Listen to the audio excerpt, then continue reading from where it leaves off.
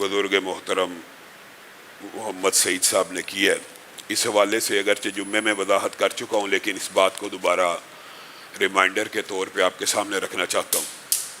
ये कुरान किताब शिफा भी है, ये कुरान किताब हिदायत भी है, ये कुरान किताब तदब्बुर और गौर व फ़िक्र भी है, लेकिन ये कुरान किताब सवाब भी है। लेकिन एक बंदा सारी ज़िंदगी इसको सिर्फ सवाब की नीयत से ही पढ़ता चला जाए और इसके मफाहीम और मानी की तरफ तवज्जो ना करे तो ये बात भी दुरुस्त नहीं है। इसीलिए आपके सामने इत्काफ़ के अंदर कुछ वक़्त आपको इससे सवाब लेने के लिए भी मुयस्सर किया जाता है कि आप सुन रहे हैं, आप तिलावत कर रहे हैं, और कुछ वक़्त इसके तफ़हीम और इसके समझने के लिए भी है। रसूलुल्लाह सल्लल्लाहु अलैहि वसल्लम की हदीस वाज़ेह है, तुम में से कौन ऐसा है जो चाहता है मैं सुबह सुबह वादी बतहान से वादी अतीक से 2 ऊँटनियाँ ले के बग़ैर जुल्म के आए। उनमें से कौन चाहता है कि कौन जाए और बग़ैर जुल्म के ले आए? हर एक ने कहा हम चाहते हैं, इससे मुराद अजर है, सवाब है, उनका इन्फाक़ फ़ी सबीलिल्लाह करना है या अपने ही घर में ले आना, इतना ज़्यादा अजर व सवाब। सब ने कहा हम चाहते हैं। तो रसूलुल्लाह सल्लल्लाहु अलैहि वसल्लम ने क्या कहा था, मस्जिदों में क्यों नहीं जाते सुबह के वक़्त? वहाँ पे 2 आयतों की सिर्फ तफ़हीम कर रहा हो, सिर्फ 2 आयतों का मफ़हूम समझ लो, मानी समझ लो। गोया ये किताब दस्तूर भी है, किताब हिदायत भी है, किताब रहनुमाई भी है। इसको सिर्फ सवाब की नीयत से ही सारी ज़िंदगी पढ़ते रहना, मुर्दों के लिए भी ये सवाब बख्शवाने की किताब बना देना, जिंदों के लिए ये बाइस हिदायत किताब है, इसके ऊपर गौर व फ़िक्र भी करना चाहिए। अकेले सवाब लेने की भी इजाज़त है, लेकिन सिर्फ एक ही काम के पीछे लग जाना ये भी कोई मकबूल बात नहीं। अगर आप सवाब ले रहे हैं तो साथ साथ उसका कुछ ना कुछ हर रोज़ 2 आयतें 4 आयतें उनका तर्जमा तफ़हीम समझना शुरू करें। इंशाल्लाह जल्द अज जल्द आपको पूरे कुरान पाक का मतलब समझ आ जाएगा। इसी से मुताल्लिक़ एक सवाल है कि कुरान पाक की बाद आयात बाद उलमा बताते हैं कि फ़लाँ बीमारी के लिए दम कर लिया जाए। मेरे भाइयों, एक बात याद रखना, ये बात बड़ी समझने की ज़रूरत है, जिससे बहुत से इश्कालात हमेशा के लिए हल हो जाएंगे। जितने भी इबादत के अमूर हैं, जितनी भी इबादतें हैं, बात को आसान करता हूँ, जितनी भी इबादतें हैं, जितने भी तअब्बुदी इबादत के अमूर हैं, उनको कभी कोई बंदा अपने क़ियास इज्तिहाद से नहीं कर सकता जब तक उसकी नस्से सरीह वजूद ना हो। एक बंदा अगर 3 रकू करना चाहे नमाज में, 2 रकू करना चाहे, 3 सजदे करना चाहे, तो जब तक कोई नस नहीं मिलेगी वो ये नहीं कह सकता जी सजदों की इजाज़त थी, 2 की इजाज़त है तो तीसरे की क्या मुमानियत है, 3 रकत मगरिब की है तो चौथे की क्या मुमानियत है। तअब्बुदी इबादत के जितने अमूर हैं उनके अंदर क्या दरकार होता है? सबूत दरकार होता है। क्या दरकार होता है? सबूत। इबादत कोई बंदा कर रहा है, उसके पास उसका सबूत होना चाहिए। मैंने ये इबादत की है, मेरे पास इसकी दलील और सबूत मौजूद है या नहीं है। एक बात क्लियर कर लें, ये इबादत का अमूर है। दूसरी बात है दुनियावी मामलात। दुनियावी मामलात के अंदर हमेशा हर काम असूलन असलन जायज़ होता है, इल्ला ये कि उसकी मुमानियत ना आ जाए। यानी आप किसी भी किस्म का कपड़ा डिज़ाइन कर सकते हैं, किसी भी किस्म का, लेकिन शर्त क्या होनी चाहिए कि जिन जिन अमूर से रसूलुल्लाह सल्लल्लाहु अलैहि वसल्लम ने मना किया लिबास में, वो ना हो। यानी हर किस्म का लिबास जायज़ है सिवाय उनके जिनसे रसूलुल्लाह ने मना किया। रसूलुल्लाह ने किन लिबासों से मना किया? मर्दों के लिए अगर हो तो औरतों जैसा ना हो, औरतों के लिए हो तो मर्दों जैसा ना हो। दूसरा क्या? लिबास सातिर हो, सतर को ढांपने वाला, कोई डिज़ाइन हो, सतर ढांपने वाला हो। तीसरा ऑरेंज कलर ना हो। जिन जिन अमूर से मर्दों के लिए, औरतों के लिए ऑरेंज कलर जायज़ है, मर्दों के लिए ऑरेंज कलर जायज़ नहीं है। ज़ाफ़रान का आपने फूल देखे होंगे, उनके अंदर एक डंडी होती है जिसका कलर माल्टे का होता है। रसूलुल्लाह सल्लल्लाहु अलैहि वसल्लम ने बाकायदा उस फूल का हवाला दे के मुसलमान उम्मत को समझा दिया। बाद अहादीस के अंदर ये जो आपको बज़ाहिर लगता है कि पीले की मुमानियत है, रसूलुल्लाह सल्लल्लाहु अलैहि वसल्लम ने उस पीले की वजाहत भी माल्टे रंग से की है, वो ऑरेंज कलर है जिसकी इजाज़त कपड़ों में नहीं है। अब कपड़ों में ना होने का मतलब ये नहीं कि टोपी में भी नहीं है, रुमाल में भी नहीं है। हत्ता कि रसूलुल्लाह सल्लल्लाहु अलैहि वसल्लम तो मेहंदी कलर दाढ़ी को रंगना पसंद फरमाते थे। इसका मतलब ऑरेंज कलर की दाढ़ी तो जायज़ है, लेकिन ऑरेंज कलर का लिबास जायज़ नहीं। अब यहाँ से एक बात समझ लें कि रसूलुल्लाह सल्लल्लाहु अलैहि वसल्लम ने इंसानी इलाज के बाब को तअब्बुदी अमूर में रखा है, इबादत के अमूर में रखा है, या दुनियावी अमूर में? बताइए। हाँ, ماشاءاللہ، اللہ کا شکر ہے آپ کو یہ نالج ہے کہ جو علاج کا باب ہے وہ تعبدی امور میں شامل نہیں ہے، وہ دنیاوی معاملات میں شامل ہے۔ اب دنیاوی معاملات میں جو معاملہ شامل ہوتا ہے اس کے اندر رسول اللہ صلی اللہ علیہ وسلم نے دیکھے، یہ نہیں کہ صرف امت کو یہ وضاحت کر دی، بلکہ صحیح مسلم کی حدیث کیا ہے، رسول اللہ صلی اللہ علیہ وسلم نے کہا اپنے اپنے رکیے، اپنے اپنے دم میرے سامنے پیش کیا کرو۔ تو صحابہ دم کیا کرتے تھے، پھوڑے کا، پھنسی کا، بچھو کے کاٹے کا، اس دور میں دم آپ کو پتہ ہوتا تھا۔ ایک ہے جھاڑ پھونک جو جادو وغیرہ سے ہوتی ہے، جس کے بارے میں حدیث ہے کہ وہ جھاڑ پھونک اور وہ دم کرانے والے تو جنت میں بھی بغیر حساب کتاب کی جو فضیلت آپ نے سنی ہوئی ہے ان میں وہ لوگ شامل ہوں گے جو جھاڑ پھونک نہیں کرتے۔ ایک ہے دم، دم سے مراد یہ ہے کہ اللہ رب العزت کی کسی آیت کا یا کئی الفاظ کا کے ذریعے کسی بندے کا علاج کرنا۔ اس کے بارے میں رسول اللہ صلی اللہ علیہ وسلم کی حدیث صحیح مسلم میں کہا کہ مجھے اپنے دم پیش کرو، اور رسول اللہ وہ دم سنا کرتے تھے، اور ان الفاظ میں اگر کوئی الفاظ شرکیہ ہوتے تھے رسول اللہ منع کر دیتے تھے، اور اگر شرکیہ نہیں تھے ہوتے تو اجازت دے دیتے ہیں۔ ما لم یکن فیہ شرک، رسول اللہ نے اس کے بعد پوری امت کے لیے کلیہ بنا دیا۔ جب دم وغیرہ صحابہ سمجھ گئے کہ یہ موقف ہے اسلام کا، تو اس کے بعد رسول اللہ نے ابلاغ عام کر دیا کہ ہر دم کر لیا کرو، ہر دم کر لیا کرو، ما لم یکن فیہ شرک، جب تک اس کے اندر شرک نہ ہو یا جب تک وہ مبہم نہ ہو۔ جس طرح آج کل مبہم الفاظ، ایسے ایسے الفاظ بولے جاتے ہیں نہ ہندی کے ہوتے ہیں، نہ اردو کے ہوتے ہیں، نہ عربی کے ہوتے ہیں، ان کا دم بھی جائز نہیں ہے، کیونکہ حدیث میں آ گیا کہ مبہم اور شرکیہ الفاظ کا دم جائز۔ اس کے علاوہ کوئی سورت فاتحہ پڑھ کے دم کرتا ہے، سورت بقرہ کی آیت پڑھ کے دم کرتا ہے، کوئی کسی بھی چیز کے آیت کے بارے میں دم کرتا ہے، یہ تجربہ اور مشاہدہ ہے۔ آپ ایمانداری سے بتائیے، ڈاکٹر آپ کو کہتا ہے 2 گولیاں کھا لو اس چیز کی، 1 انجیکشن لگا لو، آپ نے کبھی اس سے پوچھا یہ 2 گولیاں رسول اللہ صلی اللہ علیہ وسلم نے کبھی کھائی ہیں، یا انجیکشن کبھی لگوایا، یا ڈرپ کبھی لگوائی ہے؟ کیونکہ یہ دنیاوی امور ہیں، اس میں اصل میں حلت ہے، ہر چیز اس میں مباح ہے۔ اس میں کیا چیز نہیں ہونی چاہیے؟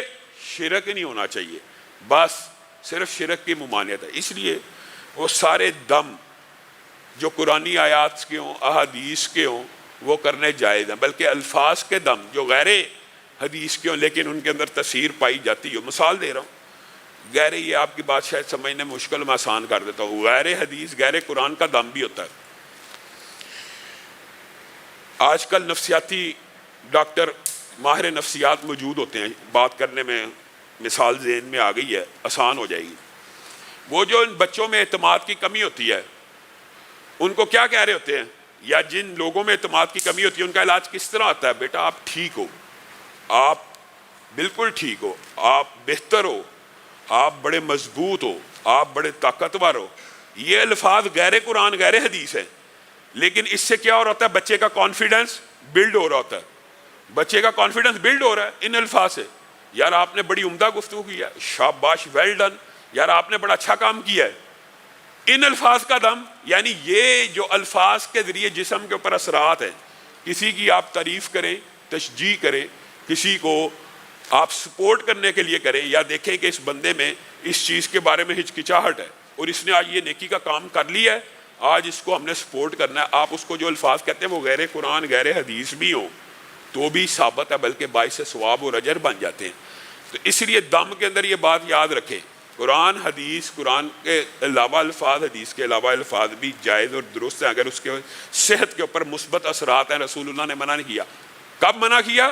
جب ان الفاظ میں شرک شامل ہو جائے، پھر وہ کلی طور پہ منع ہے، چاہے قرآن کی آیت کے آگے پیچھے شرک شامل ہو جائے، چاہے حدیث کے آگے پیچھے شرک شامل ہو جائے۔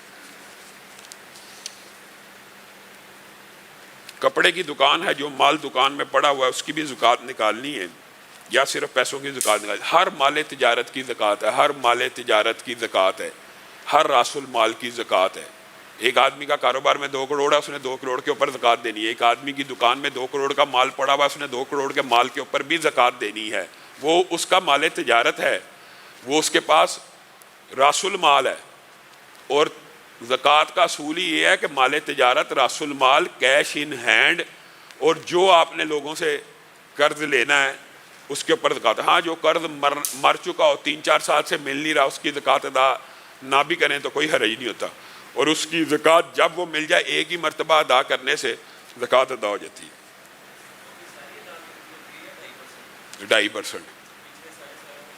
جو قرض دیا ہوا ہو نا 3 4 5 6 سال گزر گیا امکان نہیں ہے, اس کے بارے میں علماء کا یہی موقف ہے, جب بھی ملے گی ایک ہی مرتبہ کی زکوٰۃ ادا کر دی ہے. ایسی گرائی جس کے ملنے کا امکان ہوتا ہے, مثال دے رہا ہوں, آپ کاروباری گرانے سے ہیں, 1 کروڑ روپیہ گرائی لینی ہے مارکیٹ سے, یہ ملنے کا امکان ہے, اس کی ہر سال زکوٰۃ دینی ہے. اس میں سے آپ ایک سال میں 50 لاکھ لیتے ہیں, 50 سٹینڈ ہے, پورے کی زکوٰۃ ہے. اگلے سال پھر وہ کروڑ ہو گیا, 40 نکال لیا, پھر 60 ہے, پوری زکوٰۃ ہے. وہ گرائی جو آپ نے کسی دوست کو دی ہے 2 لاکھ 3 لاکھ 4 لاکھ 7 8 سال گزر گئے ہیں, اس نے واپس ہی نہیں کیا اور امکان بھی نہیں, اس کی زکوٰۃ کے بارے میں علماء کا موقف ہے, جب وہ ملے گی اس کی 1 سال کی زکوٰۃ ادا کر دی جائے.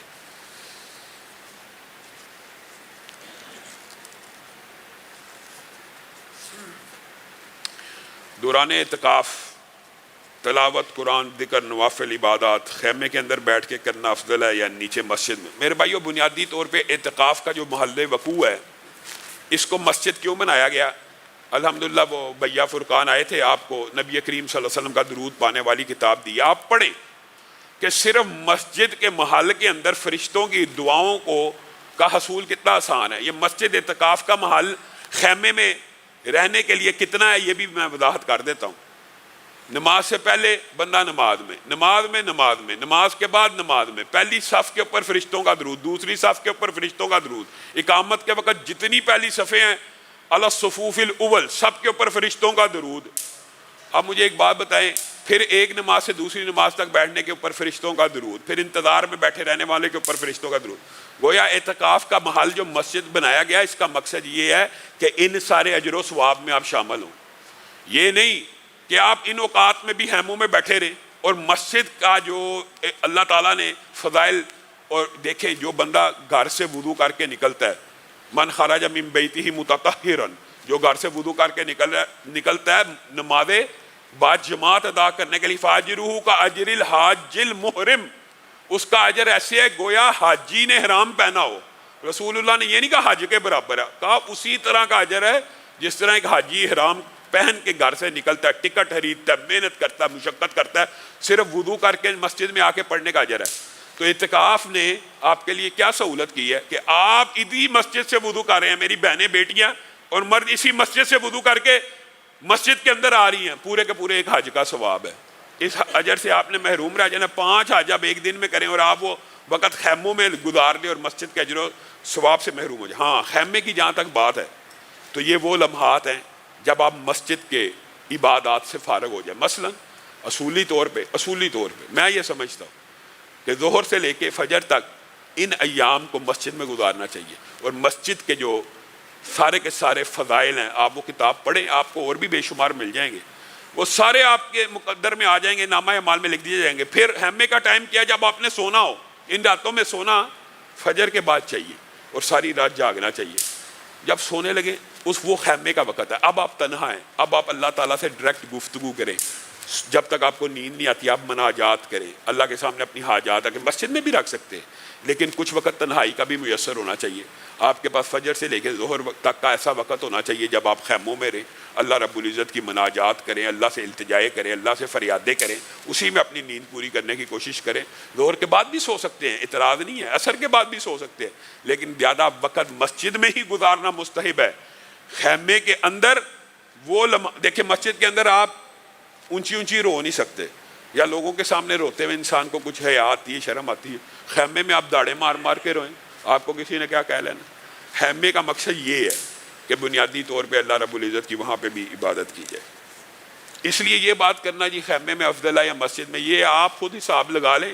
خیمہ بھی آپ کا مسجد میں ہی ہے اللہ کے فضل سے, تو آپ ان باتوں کے یہ سوال کئی مرتبہ لا یعنی ہوتے ہیں. یہ وہی سوال ہیں جی, وہ کون سا پھل تھا جی حضرت آدم نے جو کھایا تھا, یہ پتہ بھی لگ جائے تو کیا پتہ لگے گا حضرت آدم نے کون سا پھل کھایا تھا جس سے وہ نکالے گئے. اگر اس بات کا پتہ لگ جائے کوئی ہمیں فرق پڑے گا؟ رتی برابر کا فرق, کوئی صحت پہ اثر ہی نہیں, اور لوگوں نے پوری کتابیں لکھی ہوئی. اگر کسی شخص کی 2 بیویاں ہوں اور ہر بیوی کے پاس اس کی باری ہو, آخرت میں یہ عمل کیسا ہوگا؟ بیوی انتظار کرے گی. میرے بھائیو, بات یہ ہے کہ جنت کے احوال کے اندر ایک بات یہ سمجھنے کی ضرورت ہے، جنت کے حوال کے اندر جب جنتی کو جنت میں ڈالا جائے گا، ایک تو قد آدم ہے، ایک تو حسن یوسف ہے، ایک عمر عیسیٰ ہے، ایک اخلاق محمدی، ان کی آپ کو کچھ نہ کچھ حصہ تو مل گیا نا، ان سارے آدم کا قد مل گیا، یوسف جیسے ایگزیکٹ وہ نہ ملے لیکن حدیث کے جو الفاظ ہیں خوبصورت بنا دیا جائے گا، عیسیٰ جیسی عمر عطا کر دی جائے گی، اخلاق محمدی صلی اللہ علیہ وسلم کی کچھ آپ کے اندر جب یہ چیزیں آ جائیں گی تو دل حسد بغض کینے سے پاک ہو جائے گا، دل کے اندر وہ کفیات اور جلن ہی پیدا نہیں ہوگی۔ یہ جو جس بہن کا سوال ہے کہ وہ دوسری بیوی انتظار کرتی رہے گی کہ پہلے خامن پہلی بیوی کے بعد، یہ کفیات جنت کے اندر نہیں ہے، یہ حسد جنت کے اندر موجود ہی نہیں ہوگا۔ وہ بیوی دوسری ہو یا پہلی ہو یا تیسری ہو، وہ خود جنت کی نعمتوں میں اس طرح مشغول ہوں گے، حتیٰ کہ یہ بات بھی یاد رکھیے، بیوی کو جب خامن کی خواہش ہوگی، یہ حدیث کے الفاظ ہیں کہ جنتی جنت میں جس چیز کی خواہش کریں گے 1 سیکنڈ کے انتظار میں سے میں سامنے آ جائے گی۔ تو کس چیز کا انتظار؟ کوئی انتظار نہیں ہے، انتظار کی یہ خواہش ہی جنت میں پیدا نہیں ہونی، یہ حسد بغض کینے کی سارے جذبات ہی مر جانے ہیں۔ اللہ رب العزت نے انسان کے جسم کو پیوریفائی کر کے جنت میں داخل کرنا۔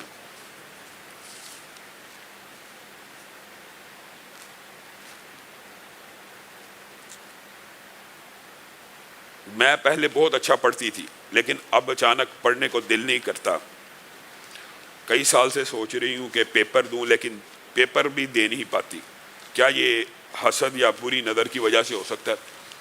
بنیادی طور کے اوپر کئی مرتبہ ہارمونل چینج انسانی زندگی کے اندر ایسے آتے ہیں، جب انسان بچی یا بچہ بالغ ہو رہا ہوتا ہے نا، اس کے جسم میں آپ یہ سمجھ لیں اللہ رب العزت کی طرف سے ایک آتش فشاں ہارمونل چینجز کا ایک سیزن چل رہا ہوتا ہے جو اس کی طبیعت کے اوپر اثر انداز ہوتا ہے۔ یہی وہ عمر ہوتی ہے جہاں پہ والدین کو تربیت کی سخت ضرورت ہوتی ہے، سخت ضرورت ہوتی ہے، اور یہی وہ وقت ہے جس وقت بچہ اور بچی ایجیٹیشن، غصے اور چڑچڑاہٹ کا شکار ہوتے ہیں۔ اس عمر کو والدین کو بڑی اچھی طریقے سے بچوں کو مینج کرنے کا، اسلامی تربیت کا پوری کتابیں موجود ہیں۔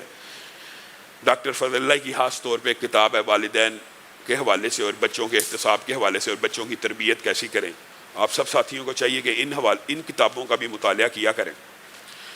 تو یہ ایک نیچرل پروسیس بھی ہے، ضروری نہیں ہے کہ بچی کو نظر لگ گئی ہے یا بچے کو نظر لگ گئی اگر اس ایج میں، ہاں اگر بڑی ایج میں پہلے بڑا لائق تھا، دہی تھا، میٹرک میں FSC میں بڑے اچھے نمبر آئے تھے اور اب اس کے نمبر نہیں آ رہے، پھر نظر لگنے کا امکان بھی ہے۔ لیکن اگر آپ حفاظت کے جو وظائف ہیں، یہ بار چارٹ لگا ہوا ہے، اس کے اندر لا الہ الا اللہ وحدہ لا شریک لہ لہ الملک و لہ الحمد وہو علی کل شیء قدیر، اعوذ بکلمات اللہ اور بسم اللہ الذی لا یضر، آیت الکرسی، یہ حفاظت کے 4 بہترین وظیفے ہیں اور 4 کل حفاظت کے بہترین وظائف۔ اگر آپ یہ وظائف کرتے رہیں گے آپ نظر سے حسد سے بچ جائیں گے۔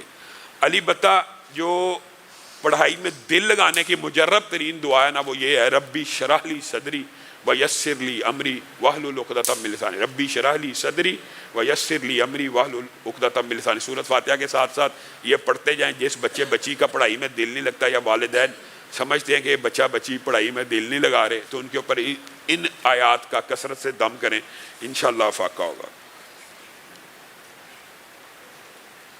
کیا فوت شدگان کا بھی فطرانہ دیا جاتا ہے؟ فطرانہ میرے بھائیو ہر مسلمان کے اوپر واجب اور فرض ہے۔ فطرانہ اس کے اوپر بھی واجب اور فرض ہے جس نے اکٹھا کرنا ہے، جس کو آپ نے دینا نا اس نے بھی آگے سے فطرانہ دینا ہے۔ علی بتہ فرق یہ ہے کہ وہ لے گا 10 20 40 افراد سے اور دے گا صرف اپنے گھر کا۔ ہر مسلمان مرد عورت بچے بڑے کے اوپر فطرانہ، فوت شدہ کے اوپر فطرانہ نہیں ہے۔ میرے والدین فوت ہو گئے ہیں میں ان کی طرف فطرانہ دوں، نہیں، آپ ان کی طرف سے صدقہ دیں، آپ ان کی طرف سے مالی صدقہ جتنا جی چاہے دے دیں۔ یہ نیت کر کے بھی دیا جا سکتا ہے کہ میرے والدین کی اگر عہدوں میں کوئی کمی کوتاہی تھی، جو فطرانے کی نیت ہوتی ہے، یہ نیت کی جا سکتی ہے کہ ان کی کمی کوتاہی اللہ تعالیٰ جتنی بھی ہے، میں یہ 1000 روپیہ دے رہا ہوں، 2000 روپیہ دے رہا ہوں اپنے والدین کی طرف سے، یہ دینا جائز ہے، اس میں کسی بھی قسم کی کوئی قباحت اور اچنبے کی بات نہیں ہے۔ لیکن بنیادی طور پہ فطرانہ، ہاں یہ بات آئی ہے تو یہ بھی سمجھ لیں کہ فطرانہ گھر کے مستقل ملازم کی طرف سے بھی آپ نے ادا کرنا ہے۔ مستقل ملازم سے مراد یہ ہوتی ہے کہ جس کا کھانا پینا رہائش آپ ہی کے گھر میں ہو۔ ایک ہوتا ہے اجرتی ملازم، مثال دے رہا ہوں، اجرتی ملازم سے مراد یہ ہوتی ہے ہماری مسجد میں مزدور لگے ہوئے ہیں، یہ گھر میں کام کرنے والا آتا ہے یا مالی ہے، وہ آتا ہے کام کر کے چلا گیا، مستری آیا کام کر کے چلا گیا, سینٹری والا آیا کام کر کے چلا گیا, ان کی طرف سے فطرانہ آپ کے اوپر لازم نہیں ہے. لیکن جو آپ کے گھر میں کام والی ہیں جو 24 گھنٹے آپ کا ہاتھ بٹاتی ہیں, ان کا فطرانہ آپ نے ادا کرنا ہے. جو آپ کے گھر کام والے ہیں, جو آپ کے گھر ڈرائیور مستقل 24 گھنٹے ہے, آپ نے اس کا فطرانہ ادا کرنا ہے. اسی طرح فیکٹری کے جو اجرتی ملازم ہیں, ان کے اوپر ان کا فطرانہ آپ نے نہیں دینا. 12 گھنٹے کی جاب کی چلے گے. کارپوریشن کے ملازم ہیں, جاب کی اجرت کے جو ملازم ہیں, ڈیلی بیسس کے اوپر یا ماہانہ بیسس کے اوپر آپ نے ان کی طرف فطرانہ نہیں دینا. لیکن اگر آپ نے وہاں پہ کوئی چوکیدار رکھا ہوا ہے جو آپ کے کام کی ہر وقت نگرانی کر رہا ہے, تو آپ نے اس کی طرف سے فطرانے کو ادا کرنا ہے. اس کویسچن میں تھوڑا سا ایڈ کرنا ہے کہ اگر کوئی بچہ میرے پاس پڑھنے آیا, وہ عید کے لیے ہفتہ 10 دن پہلے اپنے گھر چلا جاتا ہے, تو اس کا فطرانہ میں دوں یا وہ اپنے گھر میں؟ جو انسان کا سکول ہے, اس کے اندر بچے پڑھتے ہیں یا ٹیوشن سینٹر ہے, ان کی طرف سے فطرانہ نہیں ہے. وہ چاہے وہاں پہ رہیں بھی تو فطرانہ آپ نے ادا نہیں کرنا.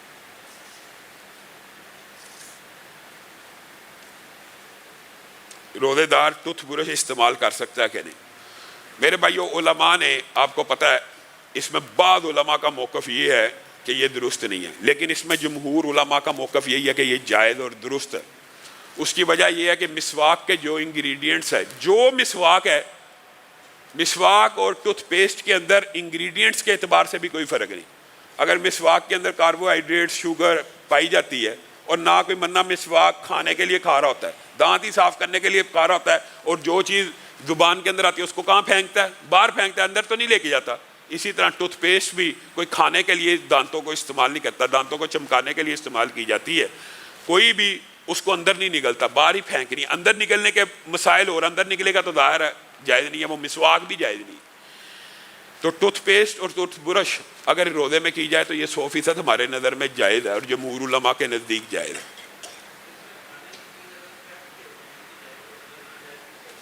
جو روزے دار کے لیے کھانا پکا رہا ہے, اس کے لیے صحیح حدیث کے الفاظ ہیں.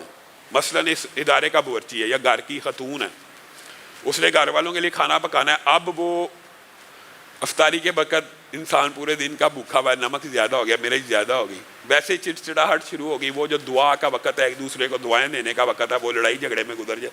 تو رسول اللہ صلی اللہ علیہ وسلم نے انسانی فطرت کے عین مطابق ان چیزوں کی اجازت دی ہے کہ گھر کی خاتون ہو یا کوئی بھی باورچی جس نے روزے داروں کو کھانا کھلانا ہو, اس کے اوپر اللہ تعالیٰ نے یہ آسانی کی ہے کہ وہ کھانے کو چکھ بھی سکتا ہے, نگل نہیں سکتا. زبان پہ رکھے گا, اس کو پتہ لگ جائے گا نمک زیادہ ہے, مرچ زیادہ ہے, یہاں پہ زبان پہ لگائے گا. یہ صحیح حدیث سے اس بات کی اجازت موجود ہے گھر کی عورتوں. لیکن اس کا مطلب یہ نہیں ہے کہ روح افزا بنایا اور پی لیا, صرف چکھنے تک کی بات ہے.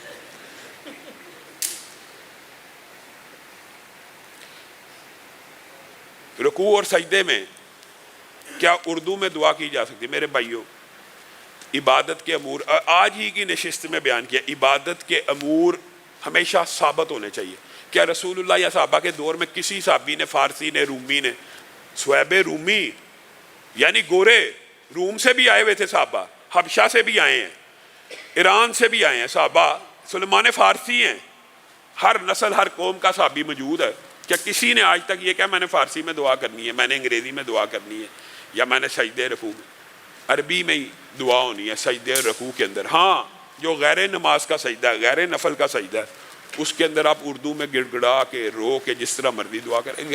سجدے نمازوں کے علاوہ بھی ہیں, رکوع بھی نمازوں کے علاوہ بھی ہیں, لیکن ہماری عادت نہیں ہے, ہماری پریکٹس نہیں ہے. ان کے اندر آپ اردو میں بے شمار دعائیں کریں. آپ نے ضرور نفل کے اندر یہ اردو میں دعا کرنی ہے. اور عربی کی جتنی بھی دعائیں ہیں, جیسی بھی دعائیں آپ وہ یاد کریں, عربی زبان میں وہ دعائیں مانگنے کی اجازت ہے. اور وہ رسول اللہ صلی اللہ علیہ وسلم نے دی ہوئی ہے کہ سجدوں کے اندر جس طرح مرضی اپنے رب سے دعا کرو, اور تشہد کے اندر جتنی مرضی اور جیسی دعا, جو ہول لیکن زبان عربی میں.